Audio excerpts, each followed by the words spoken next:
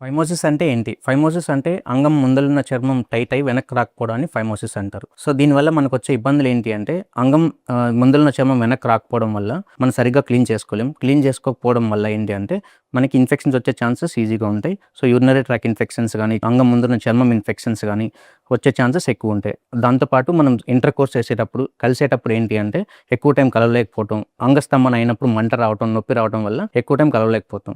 Balanitis అంటే ఏంటి? బెలనోప్రోస్టైటిస్ అంటే ఏంటో తెలుసుకుందాం. బెలనైటిస్ అంటే అంగం ముందలున్న చర్మం ఇన్ఫ్లమేషన్ రావటం, అంటే చర్మం ఎర్రగా అయ్యి, మందంగా అయ్యి వెనక్కి రాకపోవటం. వెనక్కి రాకపోవడం వల్ల బలవంతంగా మనం క్లీన్ చేసుకోవడానికి లాగితే చీలికలు రావటం, క్రాక్స్ రావటం, ఇది బెలనైటిస్ అంటారండి. బెలనైటిస్ ఎవరిలో కామన్గా ఉంటుంది అంటే షుగర్ ఉన్న పేషెంట్స్లో కామన్గా కనిపిస్తుంది. అలానే ఇన్ఫెక్షన్స్ ఉన్న వాళ్ళలో కూడా, బ్యాక్టీరియల్ వైరల్ ఇన్ఫెక్షన్ ఉన్న వాళ్ళలో కూడా కామన్గా తెలుస్తుంది. అండ్ బెలనోప్రోస్టైటిస్ అంటే ఏంటి అంటే బెలనైటిస్ వచ్చిన పేషెంట్ నెగ్లెక్ట్ చేస్తే అక్కడున్న మనం స్కిన్ వెనక్కి రాకపోవడం వల్ల రెగ్యులర్గా క్లీన్ చేసుకోం. క్లీన్ చేసుకోకపోవడం వల్ల ఏంటి అంటే మనం యూరిన్కి వెళ్ళినప్పుడు యూరిన్ కానీ అండ్ అక్కడ స్మెగ్మా అంటారు, వైట్ కలర్లో సెక్రిషన్స్ వస్తాయి.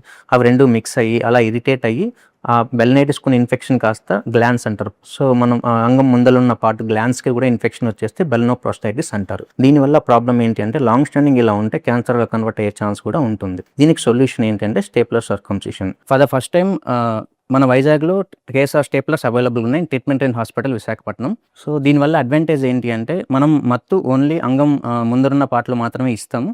ఇచ్చిన 5 నుంచి 10 నిమిషాల్లో సర్జరీ అయిపోతుంది. ఈ సర్జరీ వల్ల అడ్వాంటేజెస్ ఏంటి అంటే పేషెంట్కి ఎటువంటి కుట్లు కానీ, బ్లీడింగ్ అవ్వటం కానీ, అలానే వాపు రావటం కానీ, నొప్పి రావటం కానీ ఏమి ఉండదండి. అలానే పేషెంట్కి సర్జరీ అయిన వెంటనే వితిన్ హాఫ్ అన్ అవర్లో డిశ్చార్జ్ అయిపోవచ్చు. ఇంటికి వెళ్ళి తన వర్క్ తను చేసుకోవచ్చు. అండ్ రెగ్యులర్గా డ్రెస్సింగ్స్ అవసరం లేదు, ఎటువంటి పథ్యం అవసరం లేదు. ఆ పిన్స్ కూడా 10-15 రోజుల్లో పేషెంట్ బట్టి పిన్స్ వచ్చేస్తాయి.